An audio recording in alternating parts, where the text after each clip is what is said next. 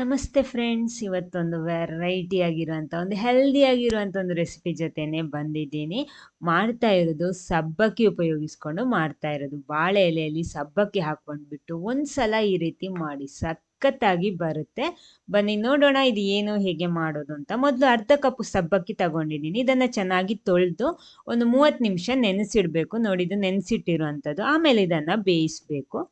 Medium ಫ್ಲೇಮಲ್ಲಿ ಇಟ್ಕೊಂಡು ಬೇಯಿಸ್ಕೊಳ್ಳಿ. ಜಾಸ್ತಿ ಬೆಂದು ನೀರಾಗಬಾರ್ದು, ಜಸ್ಟ್ ಮುಟ್ಟುವಾಗಲೇ ಸಾಫ್ಟ್ ಆಗಿರಬೇಕು.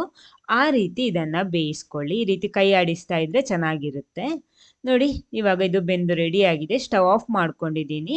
ಇನ್ನು ಇದನ್ನು ತೆಗೆದು ಸೋಸಿ ರೆಡಿ ಮಾಡಬೇಕು. ನೋಡಿ, ನಾನು ಈ ರೀತಿ ಸೋಸಿ ಇಟ್ಕೊಂಡಿದ್ದೀನಿ. ಆಮೇಲೆ ಅದಕ್ಕೆ ಸ್ವಲ್ಪ ತಣ್ಣೀರು ಕೂಡ ಹಾಕ್ಕೊಳ್ಳಿ. ಆವಾಗ ಅದು ಒಂದಕ್ಕೊಂದು ಅಂಟಲ್ಲ. ನೋಡಿ, ಈ ರೀತಿ ಮಾಡಿದರೆ ಸಪರೇಟಾಗಿ ಸಿಗುತ್ತೆ ನಮಗೆ.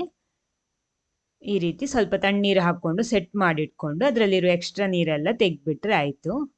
ನೋಡಿ, ಈ ರೀತಿ ಮಾಡ್ಕೊಳ್ಳಿ.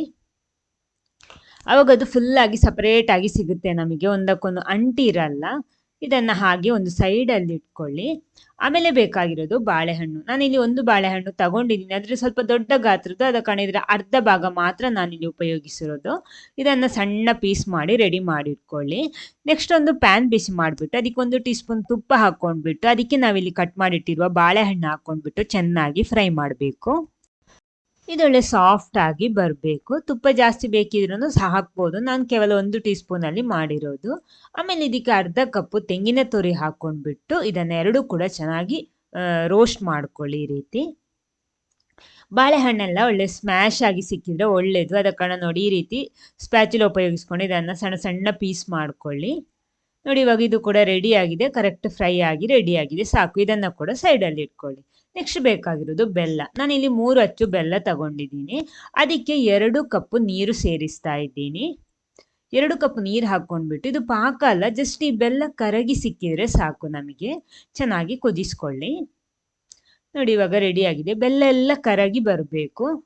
ನೋಡಿ, ಎಲ್ಲ ಬೆಲ್ಲ ಕೂಡ ಕರಗಿ ಸೆಟ್ಟಾಗಿ ಬೆಲ್ಲದ ನೀರು ರೆಡಿ ಆಗಿದೆ. ಇದನ್ನು ಕೂಡ ಸ್ಟವ್ ಆಫ್ ಮಾಡ್ಕೊಂಡ್ಬಿಟ್ಟು ಸೈಡಲ್ಲಿ ಇಟ್ಕೊಳ್ಳಿ. ನೆಕ್ಸ್ಟ್ ಒಂದು ಮಿಕ್ಸಿಂಗ್ ಬೌಲಿಗೆ ಅರ್ಧ ಕಪ್ ಅಕ್ಕಿ ಹಿಟ್ಟು, ಆಮೇಲೆ ನಾವು ಆವಾಗ ರೆಡಿ ಮಾಡಿಟ್ಟಿರುವಂತಹ ಬಾಳೆಹಣ್ಣಿನ ಮಿಕ್ಸ್, ನೆಕ್ಸ್ಟ್ ಸಬ್ಬಕ್ಕಿ, ನಾವು ಬೇಯಿಸಿ ರೆಡಿ ಮಾಡಿಟ್ಟಿರುವಂಥ ಸಬ್ಬಕ್ಕಿ, ಇಷ್ಟನ್ನು ಚೆನ್ನಾಗಿ ಒಂದ್ಸಲ ಮಿಕ್ಸ್ ಮಾಡ್ಕೊಳ್ಳಿ.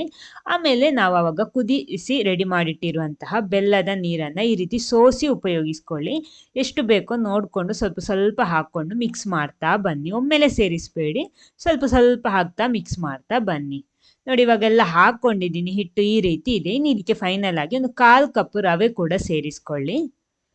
ಎಲ್ಲ ಕೂಡ ಒಂದ್ಸಲ ಮಿಕ್ಸ್ ಮಾಡಬೇಕು. ರವೆ ಆದ ಕಾರಣ ಇದನ್ನು ಸ್ವಲ್ಪ ಹೊತ್ತು ಹಾಗೆ ಮುಚ್ಚಿಟ್ಕೊಳ್ಳಿ. ಸ್ವಲ್ಪ ಅದು ನೆನಿಬೇಕು, ಆವಾಗ ಇನ್ನೂ ಕೂಡ ಸ್ವಲ್ಪ ಗಟ್ಟಿಯಾಗಿ ಬರುತ್ತೆ. ಅದು ಮುಚ್ಚಿಟ್ಕೊಳ್ಳಿ ಇದನ್ನು.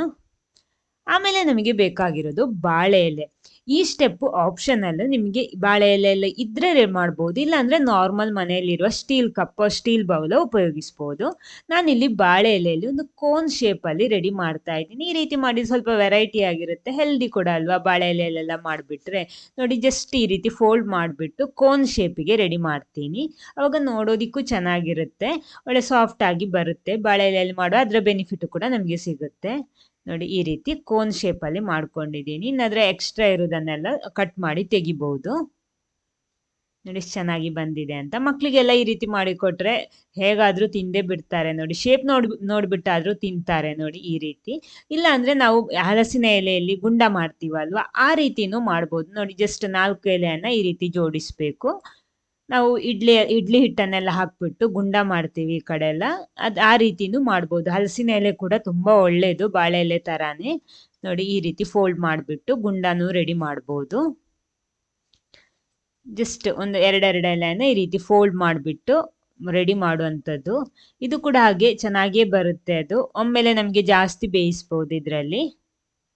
ನೋಡಿ, ಈ ರೀತಿ ಫುಲ್ಲಾಗಿ ಒಂದು ಸ್ಟಿಕ್ ಉಪಯೋಗಿಸ್ಕೊಂಡು ಅದನ್ನು ಫೋಲ್ಡ್ ಮಾಡಬೇಕು. ಆಮೇಲೆ ಎಕ್ಸ್ಟ್ರಾ ಇರೋ ಪಾರ್ಟ್ ಎಲ್ಲ ಈ ರೀತಿ ಕಟ್ ಮಾಡಿ ತೆಗಿಬೇಕು. ನೋಡಿ, ಎಷ್ಟು ಚೆನ್ನಾಗಿ ಬಂದಿದೆ ಅಂತ. ಹಲಸಿನ ಎಲೆಯಲ್ಲಿ ಮಾಡಿರೋಂತಹ ಬಾಕ್ಸ್ ಕೂಡ ನೋಡಿ ರೆಡಿ ಆಗಿದೆ. ಯಾವ ಶೇಪಲ್ಲಿ ಬೇಕೋ ಆ ಶೇಪಲ್ಲಿ ಮಾಡ್ಬೋದು. ಇದೇ ಅದೇ ಅಂತ ಏನಿಲ್ಲ, ನಿಮ್ಗೆ ಯಾವುದು ಬೇಕೋ ಅದು. ನೋಡಿ, ಇವಾಗೆಲ್ಲ ರೆಡಿ ಆಗಿದೆ. ಈ ರೀತಿ ಇದೆ. ಅಷ್ಟೊತ್ತಿಗೆ ನಮ್ಮ ಹಿಟ್ಟು ಕೂಡ ರೆಡಿ ಆಗಿದೆ. ಅದಕ್ಕೆ ಸ್ವಲ್ಪ ಏಲಕ್ಕಿ ಹುಡಿ ಕೂಡ ಹಾಕ್ಕೊಂಡ್ಬಿಟ್ಟು ಮಿಕ್ಸ್ ಮಾಡ್ಕೊಳ್ಳಿ. ಇದನ್ನು ನಾವು ರೆಡಿ ಮಾಡಿಟ್ಟಿರುವಂತಹ ಕೋನ್, ಗುಂಡ ಎಲ್ಲದರೊಳಗಡೆ ತುಂಬಿಸ್ಕೊಳ್ಳಿ. ನೋಡಿ ಇದ್ರೊಳಗಡೆ ಇದ್ರೆ ತುಂಬ ಜಾಸ್ತಿ ಹಿಟ್ಟು ಹಿಡಿಬೋದು, ಅಥವಾ ನಿಮಗೆ ನೋಡಿ ಈ ರೀತಿ ಸ್ಟೀಲ್ ಬೌಲಲ್ಲಿ ಕೂಡ ತುಂಬಿಸ್ಬೋದು. ಸ್ವಲ್ಪ ಎಣ್ಣೆನೋ ಸ್ಪ್ರೆಡ್ ಮಾಡಿಕೊಂಡು ಈ ರೀತಿ ಮಾಡ್ಬೋದು. ನೆಕ್ಸ್ಟ್ ಇದನ್ನು ಆವಿಯಲ್ಲಿ ಬೇಯಿಸಬೇಕು. ಎಲ್ಲ ಕೂಡ ನಾನು ನೀರು ಬಿಸಿ ಮಾಡೋದಕ್ಕೆ ಇಟ್ಟಿದ್ದೆ, ನೀರು ಚೆನ್ನಾಗಿ ಬಿಸಿ ಆಗಿದೆ ನೋಡಿ, ಎಲ್ಲ ಕೂಡ ಸೆಟ್ ಮಾಡ್ಕೊಂಡಿದ್ದೀನಿ. ಇನ್ನು ಇದನ್ನು ಒಂದು ಮಿನಿಮಮ್ 20ರಿಂದ 25 ನಿಮಿಷ ಬೇಯಿಸ್ಕೊಳ್ಳಿ. ನೋಡಿ ಇವಾಗ ರೆಡಿ ಆಗಿದೆ. ಒಂದು ಸ್ಟಿಕ್ ಉಪಯೋಗಿಸ್ಕೊಂಡು ಚೆಕ್ ಮಾಡ್ಬೋದು ಬೆಂದಿದ ಅಂತ. ಇವಾಗ ಬಿಸಿ ಬಿಸಿ ಇದೆ, ಸ್ವಲ್ಪ ಆರಿದ ಮೇಲೆ ಬೇಕಿರೋ ನಿಮಗೆ ಸರ್ವ್ ಮಾಡ್ಬೋದು. ಇವಾಗ ಬಿಸಿ ಬಿಸಿ ನಾನಿಲ್ಲಿ ಓಪನ್ ಮಾಡ್ತಾ ಇರೋದು. ನೋಡಿ ವಾವ್ ಎಷ್ಟು ಚೆನ್ನಾಗಿ ಬಂದಿದೆ ಅಂತ, ಶೇಪ್ ನೋಡಿ ಎಷ್ಟು ಚೆನ್ನಾಗಿ ಬಂದಿದೆ ಅಂತ.